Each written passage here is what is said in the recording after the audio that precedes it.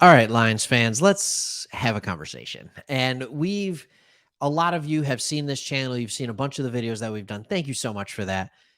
We as Lions fans have a tendency to overreact every once in a while, and specifically at one position. And that one position, and we all know for years and years and years before Stafford got here, was the favorite position on the football team for the Detroit Lions is backup quarterback. We all love us the backup quarterback. And yes, it didn't matter who it was. Like we loved it. And I think when you look at these things and then you start hearing the news coming out of OTAs that the offense is struggling. Offense is struggling, defense is doing well. Offense is struggling, defense is going well. Jared Goff doesn't look good. Sudfeld is looking pretty solid. And you're like, what are we doing? What are we talking about? Like, don't put a hat on. All right. Like, what are we doing? What are we talking about? Like, why is this the conversation?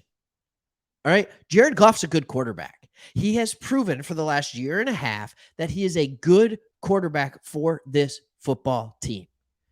And I'm wondering why it's coming up. And I'm just politely saying calm down, but I'm not the only one who's saying it. There's other people that aren't seeing these news things that are saying, "Oh, Jared Goff is solid." And the Lions are not only good with Goff, but they can win playoff games with him. Ross Tucker, I think he has like the Ross Tucker Football Network or something. He also is a writer for The Athletic, which is fantastic.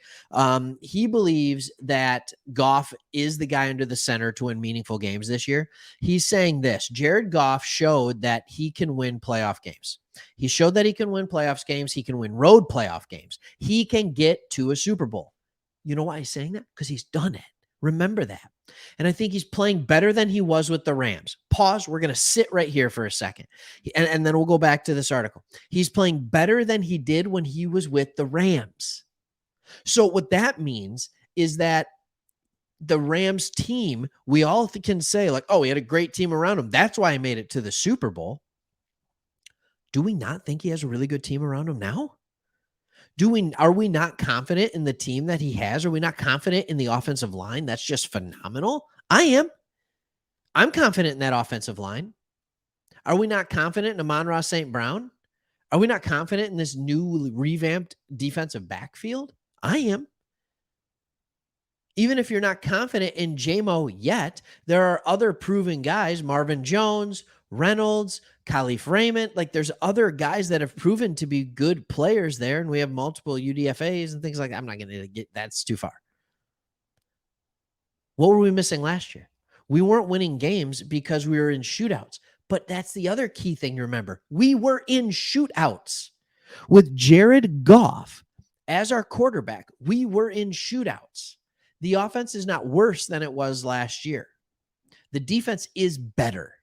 So when you combine those things, and in OTAs, when you're hearing the offense struggled, how about we give more props to the defense instead of, oh, Goff. Oh, I don't think he's the guy. I don't know if he's the guy.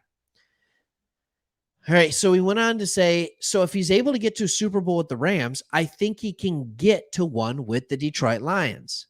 And the thing I'd also say, look, I don't want to get too carried away if you're a Lions fan, but the NFC feels to be like a little more of a winnable conference, right? Yes, it is. Okay, let's look at what he continued to say.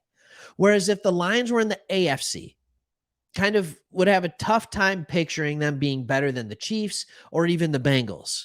Niners have their quarterback and injury issues. Eagles lost a lot. I'm going to challenge him a little bit on that one. He said, I think the Eagles are still probably the favorite, but they lost. They're coming back to the pack a little bit. I don't know if they're coming back to the pack. Like they're doing really good. I understand they did lose a lot, and we benefited from some of that. Thank you very much, CJ Gardner-Johnson. We will take him for $8 million a year anytime. All right. So thank you so much. All right. But they reloaded too. There's potential there for a Detroit or a Seattle team, something like that, to go to the Super Bowl. And he adds a man to it. It's like, what is this, Dan Campbell's buddy? All right, now there's a lot in Detroit to be talking about the Super Bowl. When was the last time you guys won a playoff game at all? Like 90s, 91? All right, enough. All right, we don't need to keep reading that, do we? Yes, it was 91, which actually I'm impressed that he knows his football history enough to know that the last time we won a game was 1991, a playoff game. Like, good for him. I'm glad he knows the stats. I'm glad he knows what's going on. So here's what I'm saying. Goff is good, but if you don't believe me, let's compare it to a player that we've all loved, Matthew Stafford. Okay. When he played with the Lions, he had his best year by far in 2011, where he threw for 5,000 yards, had 41 touchdowns, and 16 interceptions, had a 97 rating. Jared Goff last year had a better completion percentage, only threw for 4,400 yards, 29 touchdowns, which is not 41, but he only threw 7 picks. Actually had a higher rating than Matthew Stafford had. He had a great year. I would say the year Jared Goff had last year, when you look statistically, it would have been the second or third best year that Matt Stafford ever had with the Detroit Lions. You can make the argument for the 2015 season when he threw for 32 touchdowns and 13 interceptions, but he threw for less yards than Goff, had 3 more touchdowns and 7 more picks thrown, 6 more picks thrown. That's not great. I'm going to make the argument that Stafford played with the Lions for, I got to count it, 1, 2, 3, 4, 5, 6, 7, 8, 9, 10, 11 years. Wow, he was here for 11 years. How cool is that? And I would argue that Jared Goff just had the second best year. Stafford has had the best year. All right. That year when him and Kelvin just went nuts, and he had Kelvin. Remember, he had Kelvin. But behind that, Jared Goff just put up the second best season a Detroit Lions quarterback has ever had.